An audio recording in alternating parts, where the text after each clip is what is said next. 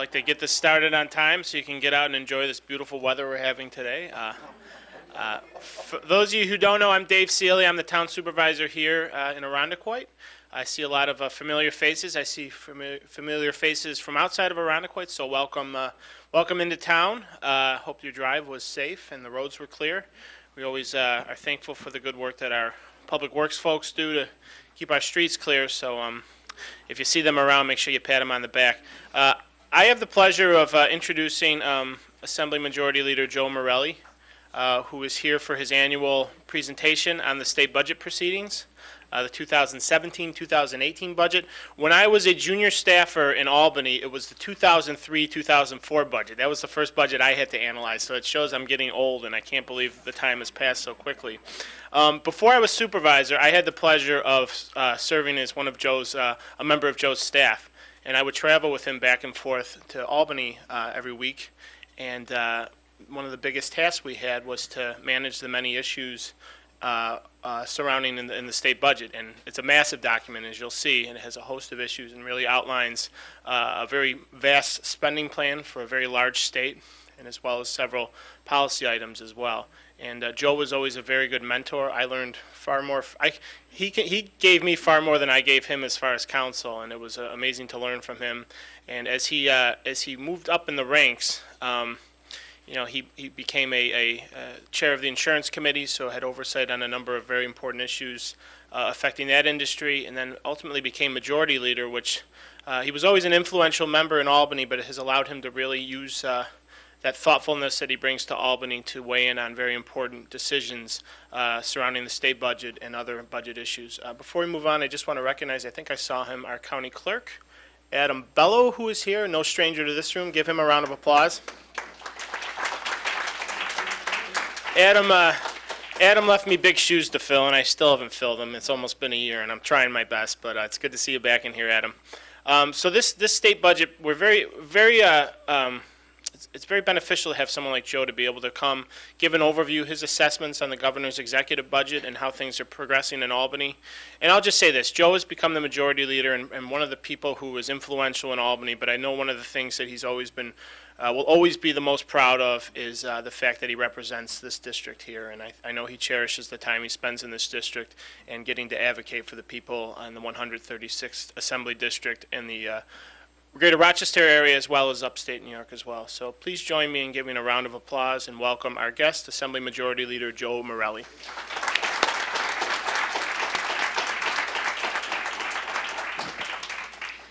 Good morning, and thank you all for being here in, as the supervisor said, this beautiful Irondequoit morning. And shows how hardy you are all, or interested in the state budget, that you've all taken time to be here. Let me just say a word. I should say at the outset, when I have conversations with people, I'll often describe what my bias or preconceived notions are. My bias towards both Adam Bello and Dave Seeley, I should state at the beginning, I have had the opportunity to work with them for many years. I'm incredibly proud of the work that Adam's doing as county clerk, working harder than any clerk I've ever known. And really establishing himself statewide as an important presence. And the only thing I would disagree with Supervisor Seeley about is during the time that we spent traveling together and we spent working together, he gave and contributed far more than I would have ever to him. He's an incredible public servant. He and Adam both spend an awful lot of time learning the issues, understanding the impact of government on your daily lives, and striving every day to do all that they can to improve the lives of citizens. And the town of Irondequoit could not be in better hands. So please give a round of applause to Town Supervisor Dave Seeley. And I still miss him on our trips to Albany, but you have to make sacrifices. I also want to thank our interpreters who are here to my left, Dale Moore and J.J. Duncan, and those of you who will make use of it probably should be sitting over in this direction. Is that right? But we appreciate them being here and for all they do. So let me start. I'll do this in sort of somewhat of a logical fashion if I can. I'm going to try to go through this presentation relatively quickly. The idea behind this over the last several years has been to give essentially a high-level sort of view of what the governor has proposed.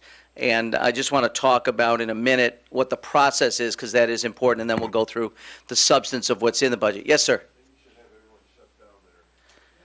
Well, obviously, if people can put their phones on either mute or on vibrate, I'm going to do the same thing. I think it is, but I'll double check, because that would really be annoying to me. There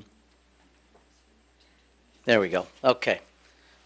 So I'll give just as I said, a pretty quick idea of what the timeline is and how the budget gets put together, and then want to give, as I said, a pretty high-level view of the budget, what's been proposed, and then the most important part of this is, for me, is the comments that you have, questions you have, so that I can take that back and share that with colleagues as we go through this and deliberate. I should say the budget, when it's delivered to us by the governor, is several thousand pages long, and if you don't mind, I'm going to take my jacket off. Does anybody object? Whenever I start talking about a budget, I feel like rolling up my sleeves and doing all that. So it's pretty detailed. There are lines and lines and lines, and actually the budget is delivered to us in several different bills, many of which, or all of which, are hundreds of pages long. So we divide it by revenues, that's the tax policy. We divide it by different appropriations, and I'll go through sort of, again, the high-level appropriations that the governor has proposed. And then there are a series of things, and I don't want to get too detailed into the weeds, but there's just other changes in law that the governor suggests would be necessary. Sometimes we agree with him, sometimes we don't, but he believes are necessary in order to enact the budget and to make changes related to policy. There's been a lot of fighting over recent years, probably the last decade or so, over how much the governor can propose to change that relates to policy, somewhat unrelated to the budget itself. The courts have pretty much ruled that the governor has wide latitude in suggesting policy changes that may or may not be related to actual appropriations expenditures of the state budget.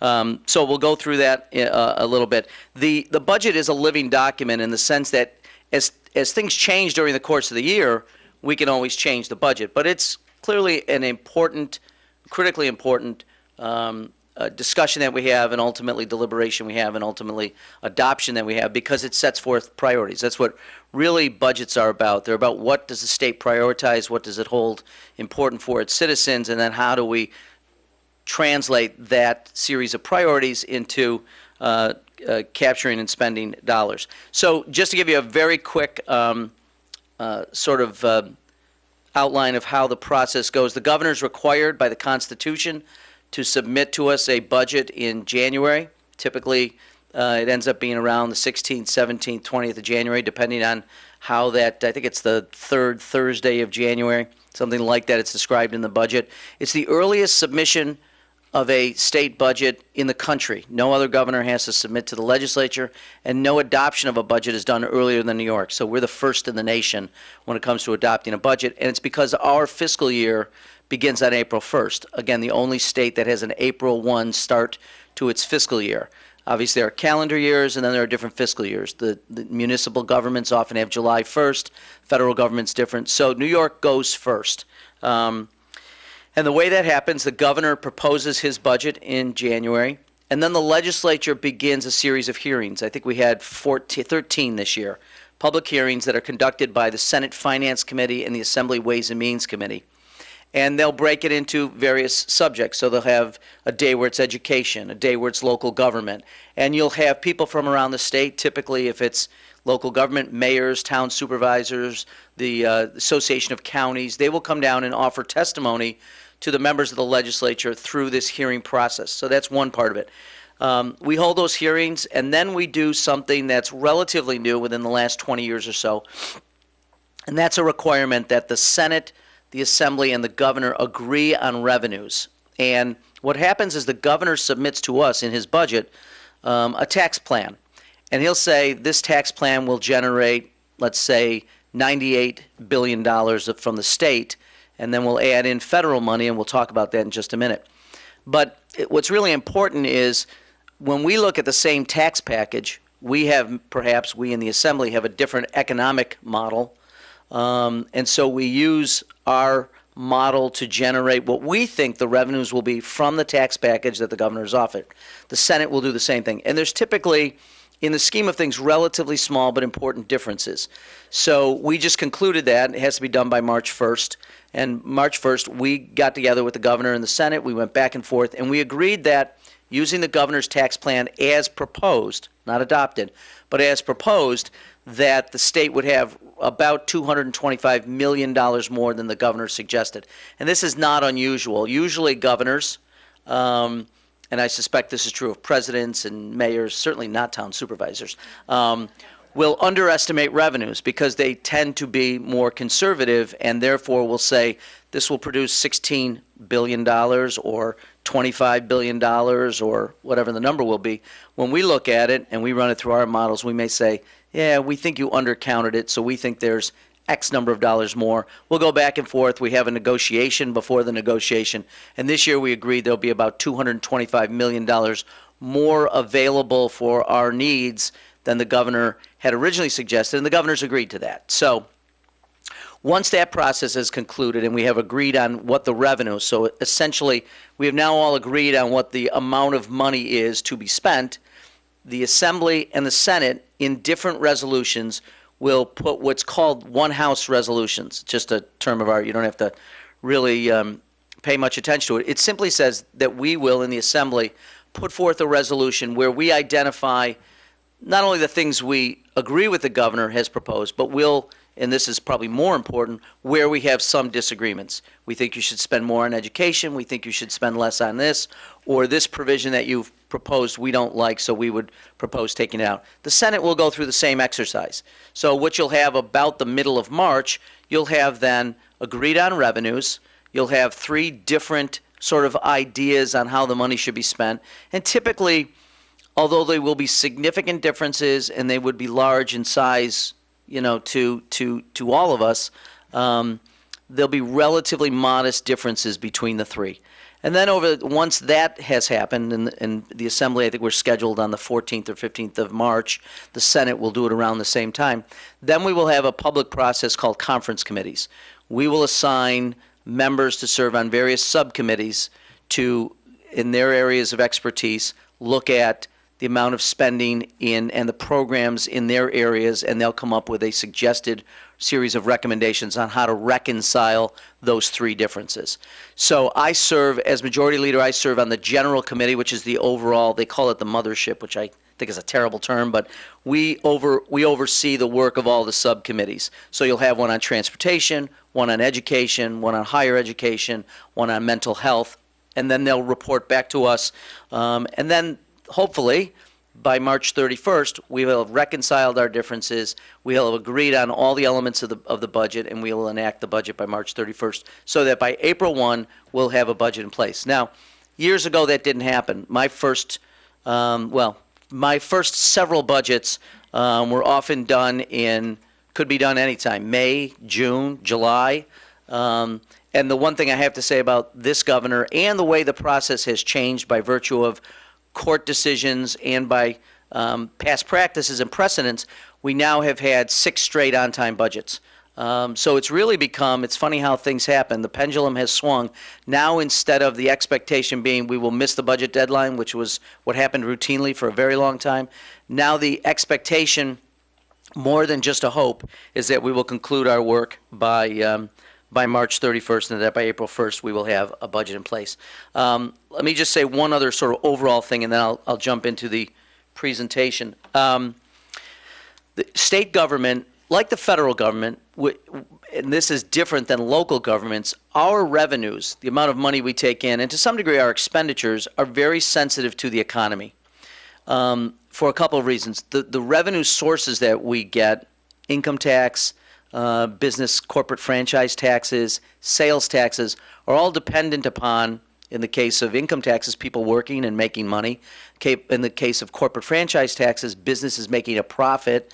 In the case of sales taxes, the number of transactions that are going. So if people are in a situation where you're out of work, you're not going to be buying cars or refrigerators, which gives us sales taxes. If things are going well, your income's growing, then you're going to have the ability to have discretionary income to do all those things. So it's very sensitive to it. The other half of the equation is when things are going well, the economy's growing, we have less demand on social services, which are in many ways people are entitled to. So if you're out of work, you get unemployment insurance. Those are revenues that are paid to you. If you're out of work and you're on the TANF program, which is essentially what people generically refer to as welfare, you qualify by virtue of income. You get, you lose your job and you're indigent, you go on Medicaid, which is health insurance for the indigent and the poor. So the more that the economy dips and is in tough times, the more demand there is on our expenditures and the less we can count on revenue. So it's essentially a double whammy. So the only reason I say it's different from local governments is typically towns, cities, villages, counties use property taxes. You get a property tax bill. So whether you're out of work or working, or whether you've doubled your income or halved your income, you pay the same property tax bill because it's set based on the value of your home. So those are the two differences, and I always remind people of that because it does have a pretty big impact on what we're doing. So the other thing I will just say, you'll note on the front page of your booklets that this is not paid for with taxpayers' expense. These are contributions go to make these. So if you find these fancy, and they're really not, but we have some very talented people who work with me who put it together. But I do want to say that because usually the first question is, how'd you spend all this money, our money on this? So none of your money went into this. Just want to say that. I may say it several times during the program. So let me also just point out, I have a number of people who help me every day. I have probably the most talented staff in the state legislature. So Bob Bergen, Bob, would you raise your hand? He's my counsel. I'm trying to think who else is in the room. Outside the room is Dana, Elma, Jimmy, who helped put this forum together, Kristen, who's my chief of staff. Who else is out there? Anybody else? Did I miss anyone? Tyler? Tyler's here as well. So if you call the office because you have questions, and I would encourage anyone who wants to take this home, there's also a link on the first page to something called the Yellow Book, which is this book, which I would have given you copies of, but trust me, you wouldn't want it. But this is our analysis of the governor's budget, and it's not thousands of pages, but it's a couple hundred pages. We have access to this, and so do you. Actually, on the first page, inside cover, is the link. So all you have to do is go home, and you can just type it into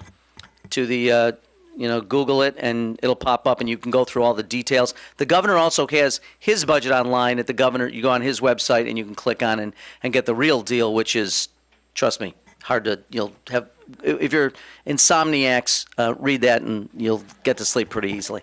So let me get into the presentation, because that's what the important thing is. First of all, as I said, this is just generally a way to give people an idea of what the governor has proposed. I would say this, that people sometimes come to this and will say, why did you do that, or why are you doing this, or why are you proposing this? This is not to pass the buck, but just to make it clear, this is what the governor has proposed and what the legislature is currently now really deliberating about, trying to understand. And governors and presidents and most executives do try a little bit to hide what they're suggesting.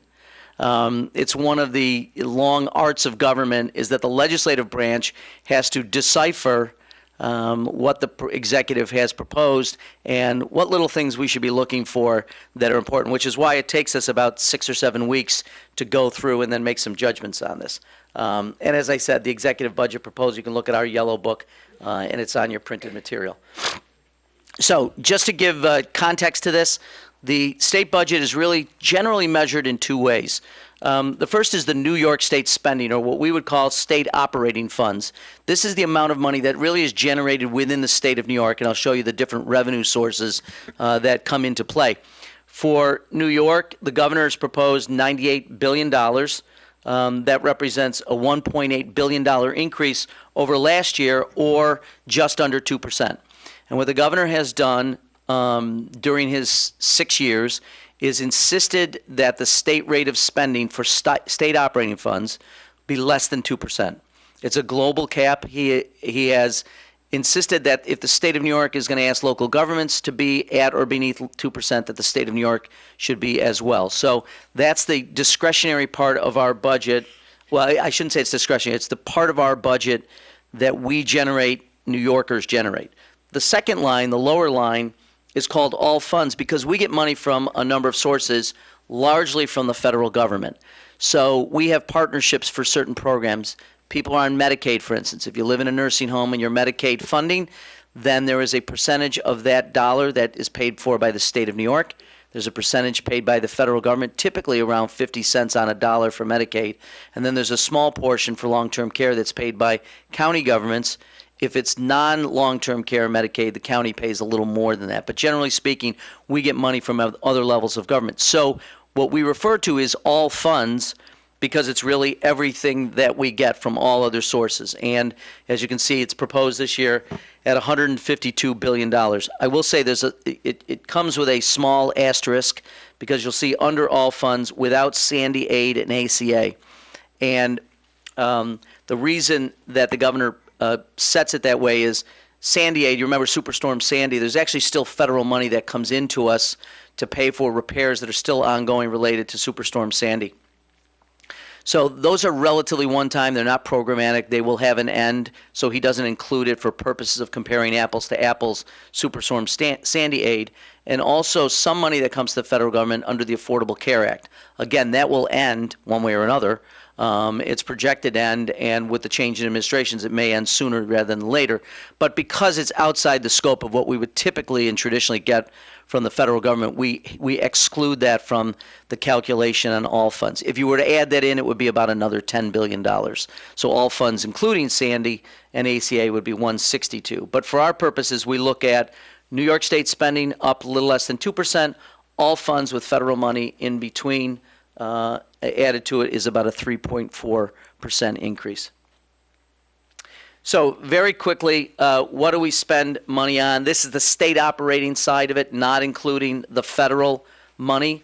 As you can see, Medicaid is a significant part of the state spend, about $19 billion. The increase in Medicaid, you can see, you obviously track each line to the change in the particular area. Medicaid is growing at a rate of about 4%. It's really, really difficult with medical costs to keep it lower than that.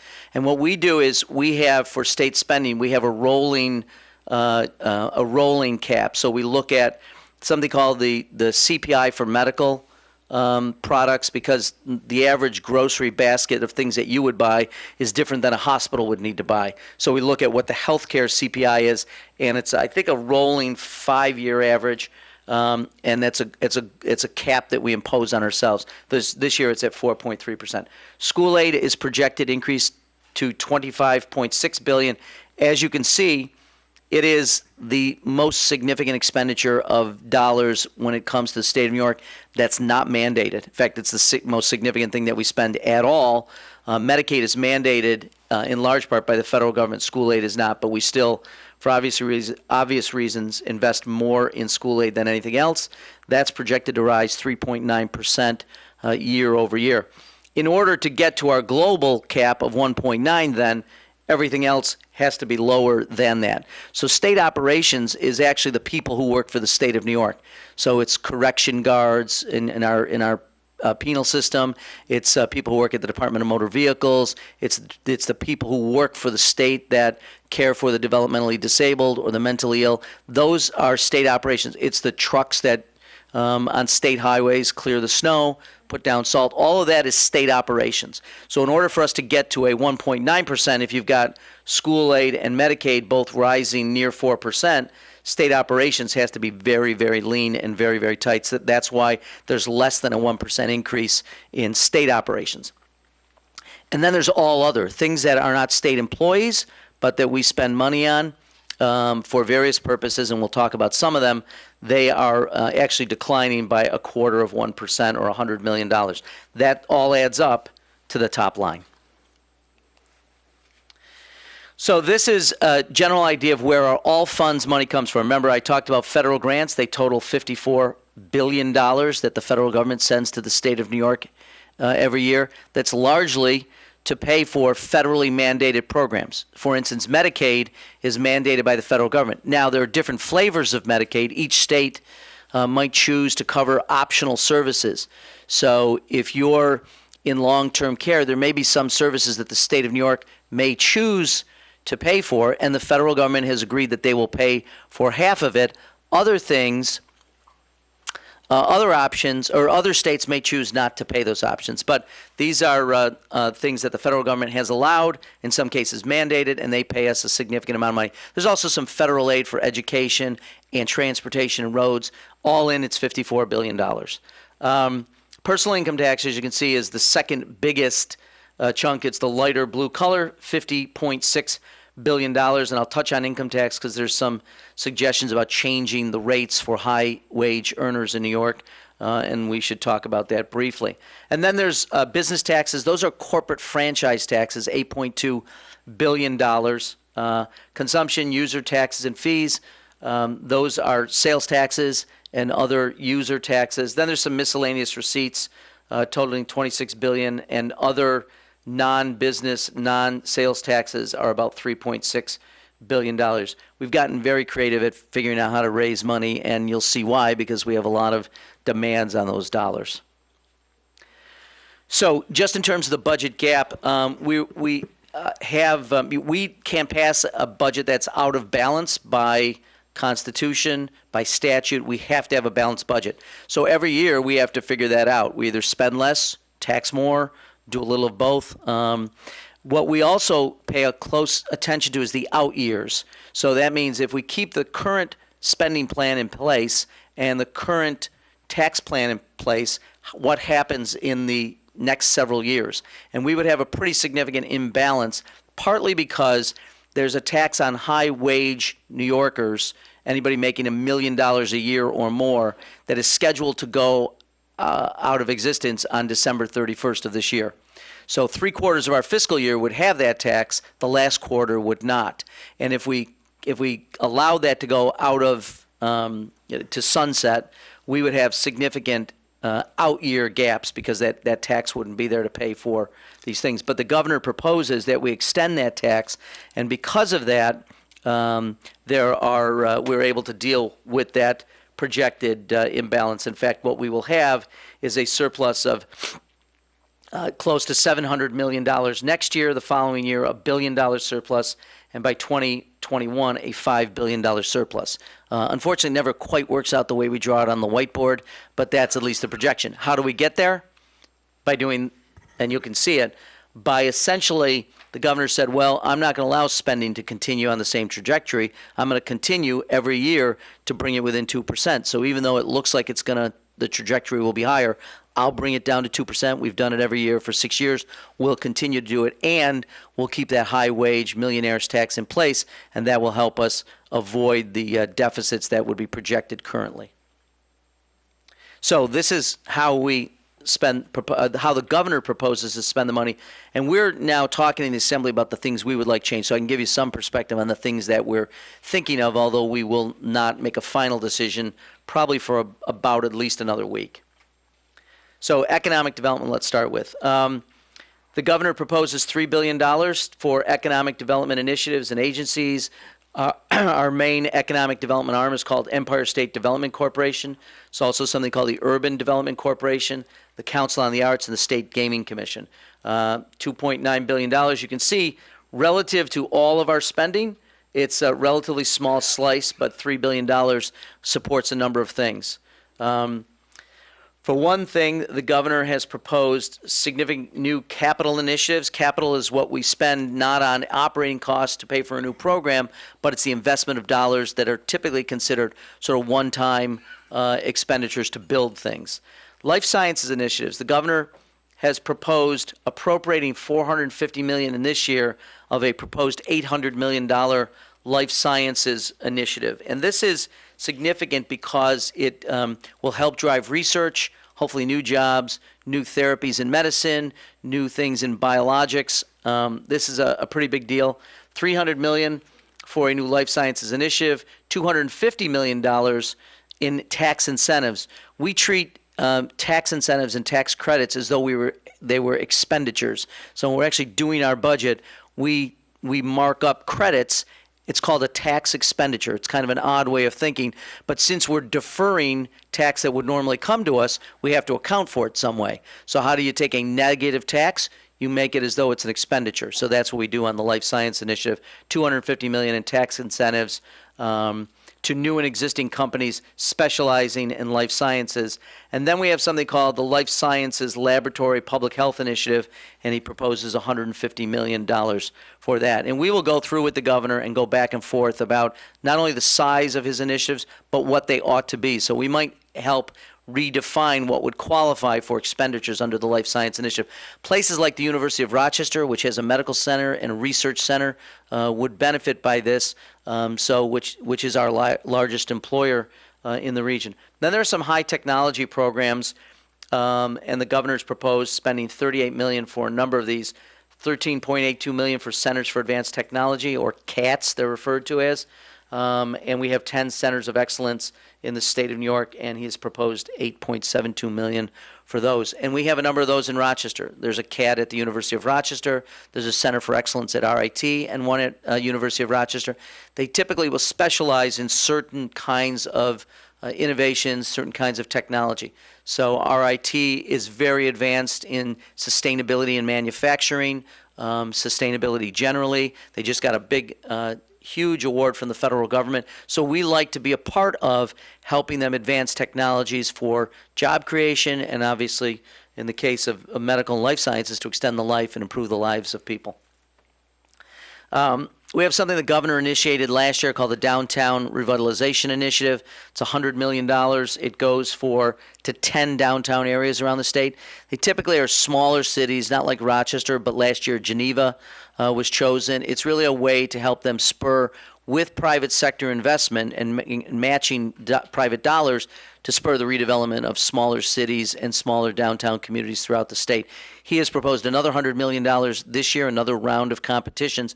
One of the things that the governor typically insists on, or two things I should say the governor typically insists on.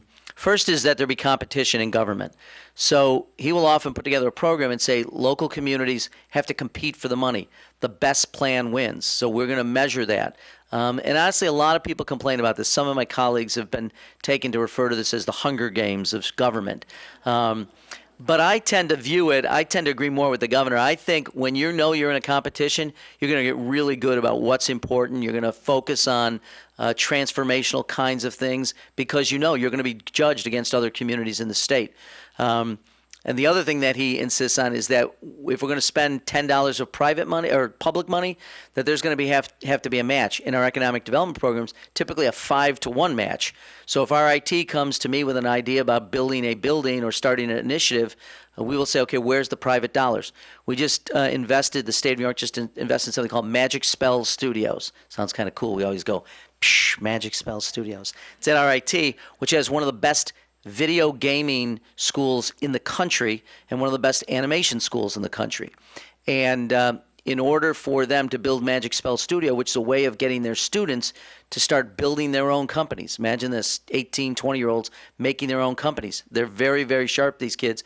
But we said you have to find private dollars. So they brought Dell and Microsoft into it, and they brought private dollars. So it's actually a way of stretching the public investment. And if it's good enough for the private sector, then at least we know there's been some vetting of it in terms of the technology. So we typically do that. Regional Economic Development Councils, the governor proposed this 5 years ago. We put $150 million each year into this. That's in addition to something called the Upstate Revitalization Initiative, which was a $1.5 billion investment. Rochester was one of the 3 regions in the state to win that award. I serve on that regional council as the Assembly's representative. And the governor has proposed to continue that. $150 million in capital expenditures, another $70 million in tax credits, again, $220 million for that effort. And New York tourism, the governor's very big on promoting New York tourism. We have an awful lot of tourism opportunities, so we continue to make significant investments in that. College and universities, the governor proposed $115 million in capital for college initiatives, including $110 million for the continuation of SUNY CUNY 220, which is an effort to continue to invest capital in our state university system, and in the city of New York, it's called the City University of New York. And the Excelsior Business Program is something that we started. It was called Startup New York. We've combined it with some other things. The governor has proposed rebranding it and changing it a little bit and calling it the Excelsior Business Program. This is largely money in upstate New York. and it looks at economic opportunities to drive business and expand the economies of upstate New York. The governor's done more, arguably, than any other governor, and I've served with several, to really focus his energies on rebuilding upstate New York. So that's our capital investments. Those are the monies that we've invested for the last 10 years, from a little less than $500 million. Now in this budget, it's proposed to be nearly $4 billion, and these are largely in economic development areas. And photonics, you've probably read a lot about it. It's a big initiative in Rochester. We're partnering the state of New York with the federal government. The state's made the single largest investment, $250 million into this initiative, which is roughly around $600 million, I think, all in. And the governor's proposed starting a photonics venture challenge to get emerging photonics companies to come to New York, to come to Rochester, to settle here and start building a cluster of expertise around photonics, which is the use of photons, which travel at the speed of light instead of electrons, and hopefully someday in consumer products and in large industrial products, photons will be the way to communicate, will be the way to make things move in terms of energy, et cetera. This has the opportunity to be transformational for Rochester in ways that I think many of us can't fully yet appreciate. So, infrastructure and transportation, and because I'm taking too much time, I'm going to go through these more quickly. $16 billion to support infrastructure and transportation. That's typically the Department of Transportation in the New York metro region. It's the MTA, it's the Thruway Authority, and it's the Department of Motor Vehicles, all in. That's our infrastructure and transportation part of the budget. Capital plan, the governor proposes $5.5 billion for the third year of a 5-year DOT capital plan. It's an increase of $1.2 billion over last year. And we'll continue to support something that I'm sure Supervisor Seeley's interested in, CHIPS and Marcuselli. Those are ways that we put dollars into local communities so local roads can get some help in repair and reconstruction and keeping that infrastructure sound. We also started last year something called Pave New York, which helps local governments with paving their streets and roads, and $100 million for the Bridge New York program, since we have some deficiencies in that infrastructure. And there's clearly talk that the federal government and the Trump administration wants to invest more in infrastructure. We don't know what that means yet, but that has been talked about a great deal. Some additional support for transit systems and ride sharing, which is typically referred to as Uber or Lyft, which allows people, as they do in New York City and a number of other metro areas around the country, basically call on your cell phone or your smart device. A driver shows up, typically in his or her own vehicle, and they transport you somewhere. They already have your money in an account, so you don't have to pay them or tip them because it comes directly out of your checking account.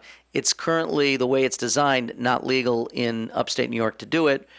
So the governor's proposed doing this, and I suspect before the end of the year that the Senate, the Assembly, and governor will agree to do this. Education, obviously, as I said, the big item in terms of expenditures.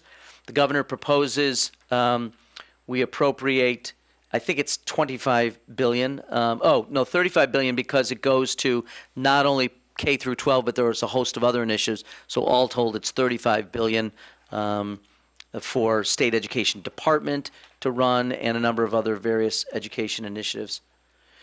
So, general support for public schools is proposed, and the governor's proposed an increase of nearly $1 billion. As I said earlier, 3.9% growth. It moves aid for public schools from 24.6 to 25.6 billion. This is a little complicated, but I'll do it in just general terms. He proposes a little more than $400 million in what's called foundation aid. That's really aid for operating aid for schools. They also would receive an increase of $340 million for reimbursable expenses. So for school districts, when they transport kids on buses, they pay for a certain percentage, but they submit those costs to the state, and based on the wealth or the reimbursement rate of that district, the state of New York will help them reimburse some of those costs. When they build a new building, depending, and it's different for each school district, you build a building, you spend $1 million, based on the percentage, the state of New York will reimburse you in part for things that qualify under building aid. So those reimbursables will go up by $340 million, but aid, which is more unrestricted operating aid, is proposed to go up by $420 million. The governor also puts something called a fiscal stabilization fund of 140 or 150 million dollars. It's a little unclear what he intended that for. I think what we will do is the legislature will say, well, let's put that into operating aid for the school districts. So that would make it about $570 million year over year. It's one of the single largest increases in aid for schools year to year. But schools are now subject to the 2% cap or less if it's the rate of inflation is less than 2%. So they're struggling at the local level. That's good for property taxpayers, not so good if you're running schools and your costs are higher than that. So this ends up being the single largest fight, if you will, or discussion, if you want to be polite, in the budget. And I think the Assembly would like to spend more of the dollars we're talking about on aid to education. Included in that is $50 million for community schools. That's efforts to, particularly in challenge schools, to add more services that would be not traditionally education services, so to speak, but community-based services as well. As I said, $427.82 million in foundation aid is the increase. That brings it to nearly $17 billion a year. The community schools set aside, I mentioned. The executive does something interesting. The courts 10 years ago, the Court of Appeals, our highest court, ruled that we were not treating the city of New York appropriately. They brought a lawsuit, something called a campaign for fiscal equity. The lawsuit said that the state of New York was not fulfilling its obligation under the Constitution. We took that to heart because the Court of Appeals ruled in their favor and said we weren't spending enough. So we extrapolated that, not just for the city of New York, but for the entire state. So we're about $4 billion underneath what we have set for ourselves as the goal, the aspirational goal to meet the CFE decision statewide. So we continue to try to get closer to it, but given the fiscal realities we have and the other demands, we haven't been able to get there quite. So we're trying to get to that aspirational goal in the next few years. That gives you an idea of the percentage increase in education funding in the last 10 years. State support has increased by more than a quarter, 26.6%. And this is sort of based on 2007-8 is important because that's around the time there was the financial crisis, the Great Recession, which, as I said, remember I said our revenues and our state's ability to pay for things is dependent on the economy. When the economy went, pardon me, in the toilet, that severely affected the state's ability. And we're really right now only getting back to levels that were pre-Great Recession in terms of employment, et cetera. Pre-kindergarten program, that's something that has been very important. Universal pre-K, we've been talking about for a decade. We're continuing to make investments in the last several years on universal pre-K statewide. And these are the kinds of appropriations the governor has proposed. $415 million for universal pre-K, $340 million to get to statewide full-day pre-K, and another $30 million for expanded pre-kindergarten, now trying to get to even 3-year-olds. And we do know that early childhood education is vitally important to the development of children, and they get to be adults someday. So training them early means that we're making huge investments. And as I like to say, at no time in human history has what you know more highly correlated with what you'll do economically as an adult, the kind of job you'll have, the kind of family you'll be able to support, the kind of neighborhood you'll be able to stabilize. Special education dollars, we include $100 million for support of schools for the deaf and blind, a $2.3 million increase over last year. Additional programs for summer school programs for school-age children with handicapping conditions. We spent $364 million just on that piece. Community schools, I mentioned, it's $150 million for community schools. That's a $50 million increase over last year, and I'll let you read the additional detail. Charter schools get additional support, $27 million in support of new per pupil funding that the states will pay directly to charter schools instead of the school districts making that payment. And it continues to provide $18 million for My Brother's Keeper, which is a grant initiative that initially came out of the Obama administration support, particularly of young African-American men, and trying to make sure that we reduce incarceration. Other grant programs, after-school programs get additional funding, 22,000 additional spots, and early college high schools. This is to expand programs for students who could use AP courses and other things that would get them college credits earlier in their career. Higher ed. $16.6 billion to support the State University and the City University of New York, and something called the Higher Education Services Corporation. You get a sense of how that, from the graph, what that is in terms of the rest of the state spending. The governor creates for the first time or proposed something called the Excelsior Scholarship Program. It essentially says if you're a household with household income of between $80,000 and $125,000, that your child, if they was in a state university system or the City University of New York and took 15 credit hours, would have no tuition charge. So it's free tuition for kids in those households, 80,000 to 125,000, taking 15 credit hours a semester in the state or city university. In addition, the free tuition, it gets applied after you've used other tuition supports, tuition assistance, Pell Grants, et cetera. We would pay the difference. It, when fully implemented in 3 years, would cost the state $163 million. Proposes an increase of $548 million in terms of support for the State University of New York. The governor proposes that we continue to support community colleges. We pay them per full-time pupil equivalent. That's how we pay community colleges, and he levels the support the same as last year, and as I said, extends something called SUNY CUNY 2020, which is, they call rational tuition. It is a step up every year in tuition of $250 a semester, and that would go up every year so that SUNY continues to get additional funds for support of their work. This is a little bit controversial. We have not increased tuition in 2 years. The state legislature has stepped in and deferred any increase in tuition. And that just gives you an idea of the tuition rates as they have been proposed. You can see they've leveled off since 2014-15. The last 2 years there's been no increase. The governor projects that it should go up by that amount over the next 4 years.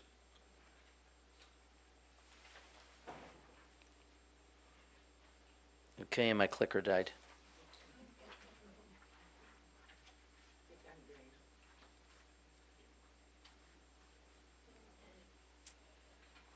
Oh, now I'm going to have to put my glasses on. I think this is... I don't know what that means. Well, just so, while Jimmy works on it, let me just flip through. You can follow along in the book, which is the same as the... oh, is it working? Okay.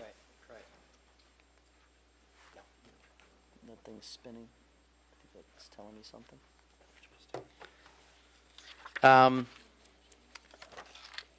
Well, Nate here reboots. Nate is a genius at this. He does he runs ICAT, and he also is my son-in-law. So he's going to fix this. I know he is. Lots of pressure. Yeah, a lot of pressure. No pressure. Moving on to healthcare and mental hygiene. The governor proposes $70 billion for healthcare programming. And this is, as I said, the big expenditures Medicaid. Medicaid really can be thought of in two ways. It's, first of all, it's health insurance for the indigent or the poor. It's a federal program, federal, state, and in New York. Also involves county governments. You see Medicaid spending, $65 billion. There you go. See, I told you. Give Nate a big round of applause. Yeah. This is, we do get an increase in federal funds of $2 billion. And this is, I started to say, sort of think about it in two baskets. First of all, for people under the age, non-elderly, Medicaid provides health insurance for the poor.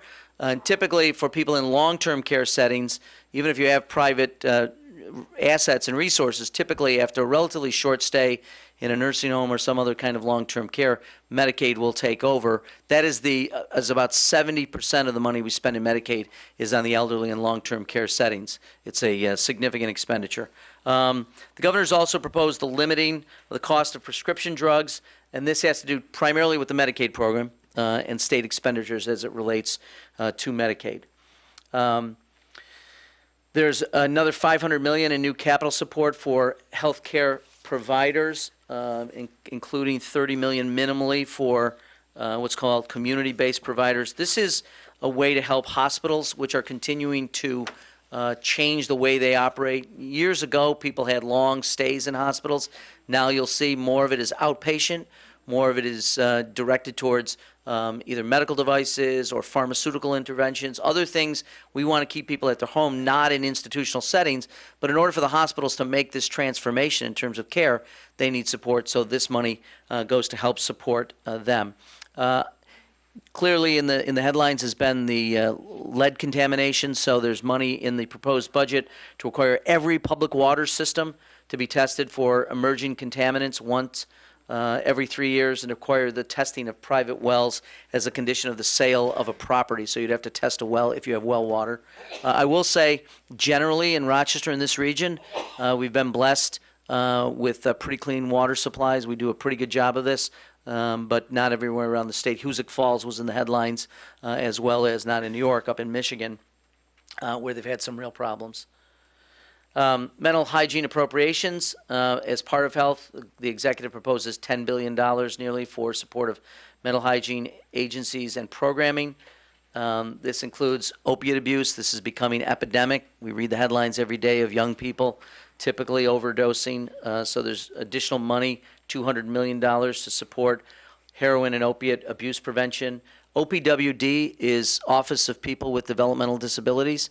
We're now seeing increases in the number of children born on the autism spectrum, other developmental disabilities. It's a growing and alarming trend. We're not sure why, but obviously it falls to the state of New York to be able to provide services for those children and adults. And it involves residences out in the community, so they're out of institutional settings, and we're continuing to struggle, but to try to find resources to do that, as well as, I said, affordable housing program for people with developmental disabilities. Under the topic of human services, we spend $14.3 billion. This is the Office of Temporary and Disability Assistance, the Office of Children and Family Services, Division of Housing and Community Renewal come under those baskets, as well as some other smaller agencies. Temporary assistance for needy families is the federal program, but the state shares in that. There's an appropriation of $1.38 billion for those initiatives. Some of it is summer youth employment program, some is non-resident domestic violence services, non-residential, and some is $3 million for Nurse Family Partnership, which is a service where nurses and healthcare professionals go into the homes of young teenagers, typically, who have had teenage pregnancies, first pregnancy. They go in to try to help them with prenatal advice, how to care for children, etc. Child care, the governor proposes $806 million for child care subsidies. That's that's the amount of money we spent last year as well. Affordable housing capital plan, $525 million to supplement the nearly $2 billion appropriated last year. Construction of 6,000 new units of supportive housing, and to build or preserve 100,000 units of affordable housing over the next 5 years. This is important here. We have some of the best developers of affordable housing anywhere in the state, in the Rochester community, and oftentimes you're now seeing developers who are building affordable housing for people who are on the bubble of affordability in housing, but also connecting that to people who are deaf or people who are developmentally disabled. So we're doing things that we co-locate housing for people that are poor and people who have developmental delays, et cetera. So, and we build supportive housing because it wraps additional services. So gets people on their feet, hopefully stabilizes them, gets them into the workforce, and provides other supports.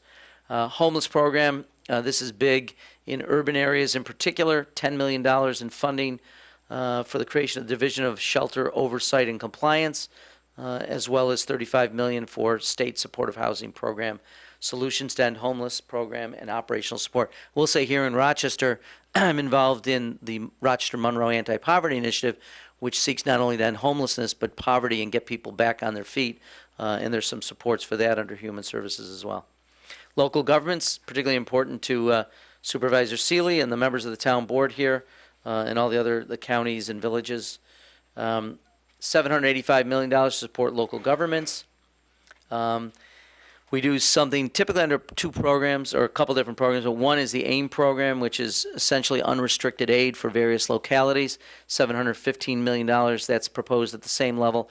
I think you'll see the State Assembly proposal will increase that amount. The governor's also proposed something called the Countywide Shared Services Property Tax Savings Plan Initiative. And I say that 5 times quickly.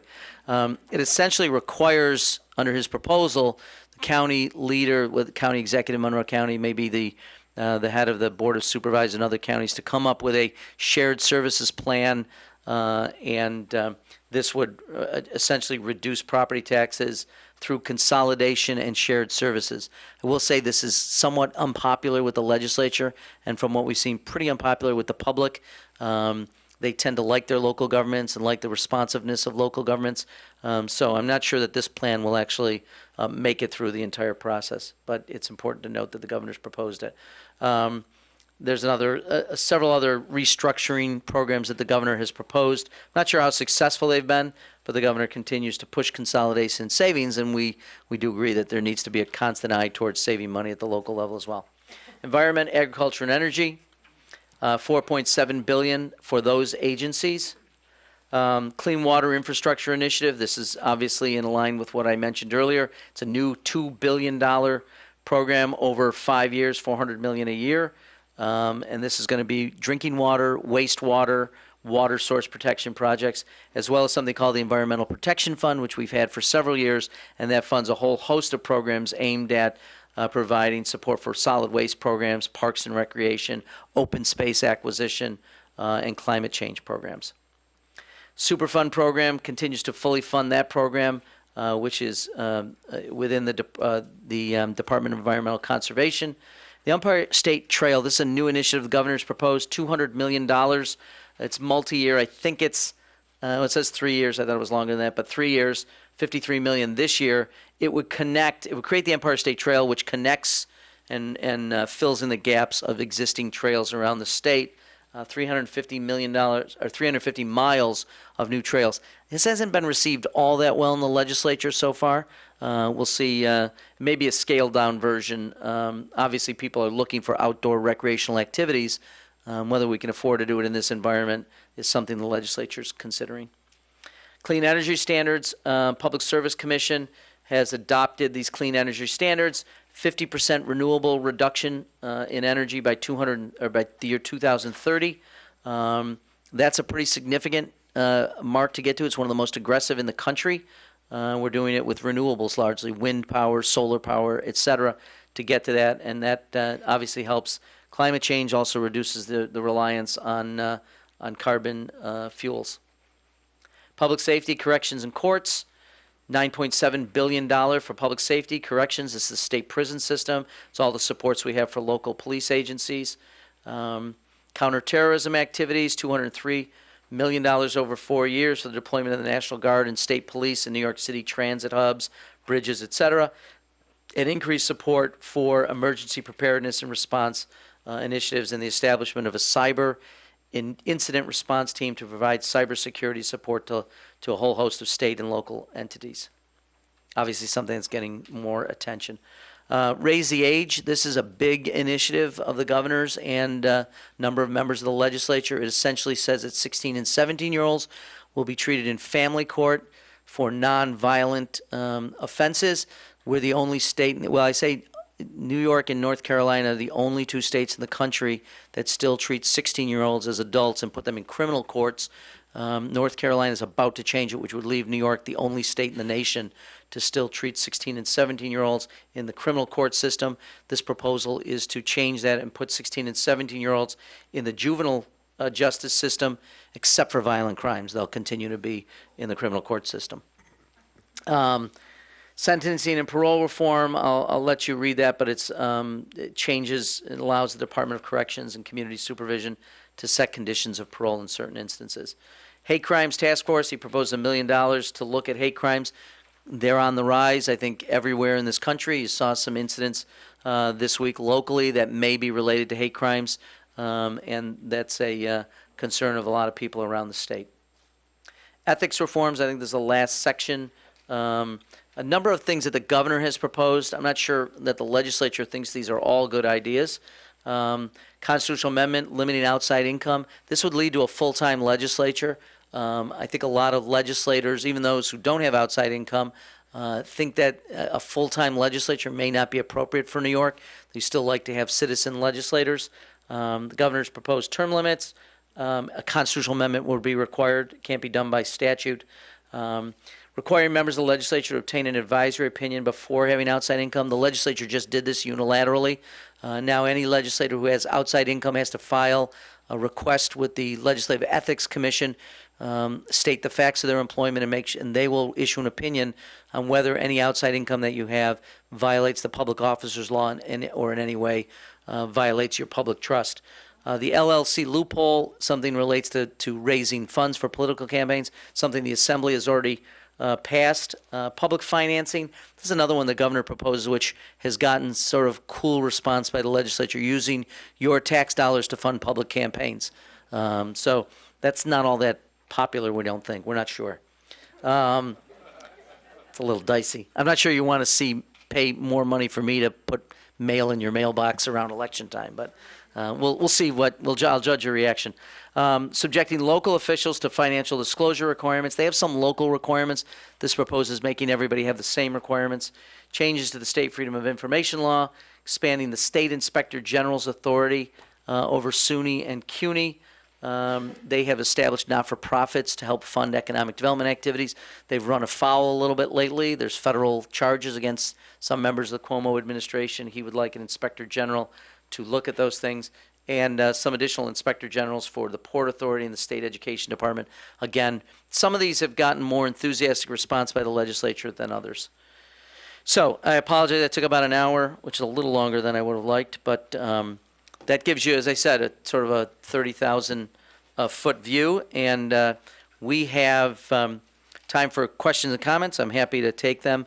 And as I said, if there are things that I don't know, and I suspect there's probably more that I don't know than I do, we'll make notes. We're happy to get back to people and answer any questions you might have. We have microphones, so we'll try to get them. And that's, some people say, I talk loud enough, I don't need a microphone, but sometimes people like me who are